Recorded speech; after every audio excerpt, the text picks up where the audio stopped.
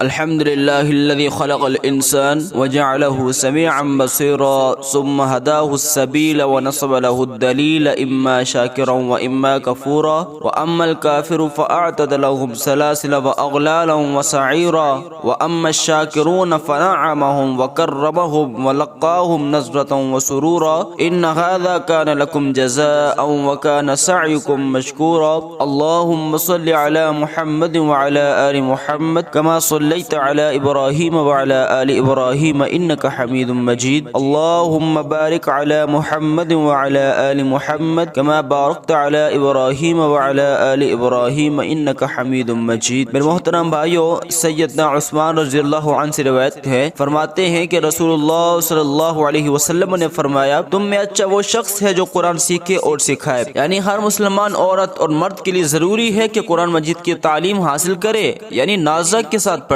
پھر اس کا ترجمہ سیکھے، پھر لوگوں کو پڑھائے۔ اس سے اس کی اپنی زندگی بھی سنور جائے گی اور لوگوں کی اصلاح بھی ہو جائے گی۔ کوئی لڑکی اور کوئی لڑکا قرآن کا نازہ اور ترجمہ جانے بغیر نہ رہے، یعنی سبھی کو پڑھنا چاہیے۔ ایسے امی عائشہ صدیقہ رضی اللہ عنہا روایت کرتی ہوئی کہتی ہیں کہ رسول اللہ صلی اللہ علیہ وسلم نے فرمایا، جس کا قرآن پڑھنے میں خوب صاف ہونا وہ بزرگی میں فرشتوں کے ساتھ ہوگا۔ جو فرشتے بندوں کے اعمال لکھتے ہیں، عزت والے، پاکی والے، اور جو شخص قرآن پڑھنے میں اٹکتا ہے اور وہ اس کو مشکل لگتا ہے، اس کو 2 ثواب ملیں گے۔ یعنی جو شخص قرآن خوب صاف اور صحیح پڑھتا ہے نا، وہ بزرگی میں عزت اور پاکی والے کرامن کاتبین کے برابر ہے، اور جو شخص قرآن اٹک کر پڑھتا ہے نا، یعنی پڑھتے پڑھتے رک جاتا ہے، پھر دوبارہ پڑھ کے اسے صحیح کرتا ہے، اچھی طرح نہیں چلتا اور قرآن اس پر مشکل ہے، وہ تکلیف اٹھا کر پڑھتا ہے، ایسے شخص کو 2 اجر ملیں گے، بلکہ قرآن پڑھنے کا، ایک قرآن کو پڑھنے کا اور دوسرا تکلیف اٹھانے کا۔ نبی کریم صلی اللہ علیہ وسلم نے اس شخص کو بڑی تسلی دی ہے جس کو قرآن اچھی طرح نہیں آتا، ایسے پڑھنے پر رغبت دلائی ہے کہ دوہرا ثواب ملے گا،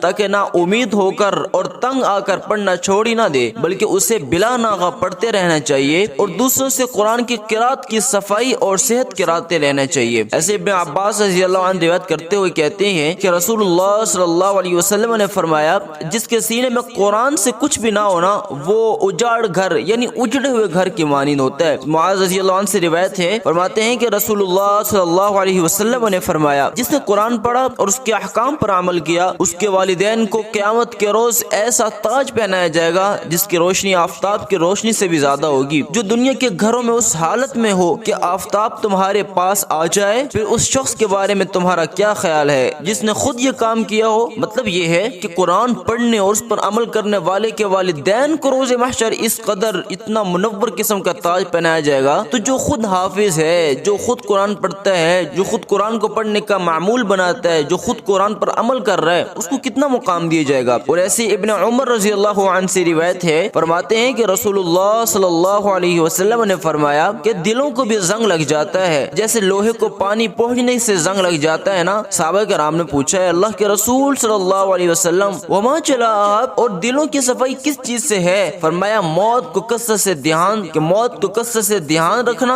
اور قرآن مجید کی تلاوت کرنا، یعنی اس سے دلوں کے زنگ بھی اتر جاتے ہیں۔ جابر رضی اللہ عنہ روایت کرتے ہیں کہ ایک دن رسول اللہ صلی اللہ علیہ وسلم ہمارے پاس تشریف لائے اور ہم قرآن پڑھ رہے تھے۔ ہم میں عربی یعنی دیہاتی لوگ بھی تھے اور عجمی یعنی غیر عرب لوگ بھی تھے، تو آقا کریم صلی اللہ علیہ وسلم نے فرمایا، اقرؤوا فکل حسن، پڑھتے رہو تم سب اچھے ہو۔ دیہاتی لوگوں کی تعلیم کم ہوتی ہے، اس لیے وہ قرآن اچھا نہیں پڑھ سکتے، اور جو عرب نہیں ہے ان کی زبان بھی قرآن پڑھنے میں زیادہ صاف نہیں ہوتی۔ آقا کریم صلی اللہ علیہ وسلم نے دیہاتیوں اور غیر عربوں کو قرآن پڑھتے سنا تو ان کو تسلی دی کہ تم سب بچے ہو، قرآن پڑھتے رہو، یعنی اگر تلفظ بہت صاف اور عمدہ نہیں تو نہ صحیح، لیکن قرآن پڑھنا تو نہ چھوڑو۔ ابو ہریرہ رضی اللہ عنہ فرماتے ہیں کہ رسول اللہ صلی اللہ علیہ وسلم نے فرمایا، جو شخص قرآن کی ایک بھی آیت توجہ سے سنے، اس کے لیے ایک ایسی نیکی لکھ دی جاتی ہے جو بڑھتی ہی چلی جاتی ہے، اس کے بڑھنے کی کوئی قید حد نہیں ہے۔ اور جو شخص اس آیت کو آپ پڑھے، وہ آیت اس کے لیے قیامت کے روز ایک نور ہوگا۔ یہ احمد کی روایت ہے۔ مسلمانوں، قرآن کا سننا تو کچھ مشکل نہیں ہے، ایک آیت سننے سے ایسی نیکی ملتی ہے جو قیامت تک بڑھتی ہی چلی جاتی ہے، اور جو ایک آیت خود پڑھتا ہے اس کے لیے وہ آیت قیامت کے روز روشنی نہیں ہوگی کیا؟ قرآن کے پڑھنے اور سننے کی کتنی فضیلت ہے۔ میرے محترم بھائیو، قرآن مجید کو خود پڑھیں اور اپنے اہل و عیال کو پڑھائیں، بلکہ ان پڑھ لوگ قرآن مجید کو سنا بھی کریں، اجر پائیں۔ اس نور سے اپنے بجھے ہوئے دلوں کو صاف کر لو۔ یہ قرآن مجید ایسی عظیم اللہ جل شانہ نے کتاب ہمیں دی ہے، تو اس کے قرآن مجید یہ کوئی قید نہیں ہے کہ اس کو صرف علماء ہی پڑھیں۔ میرے محترم بھائیوں، فرمایا ہر مرد پر فرض ہے قرآن مجید نازل دیکھ کر پڑھنا، تو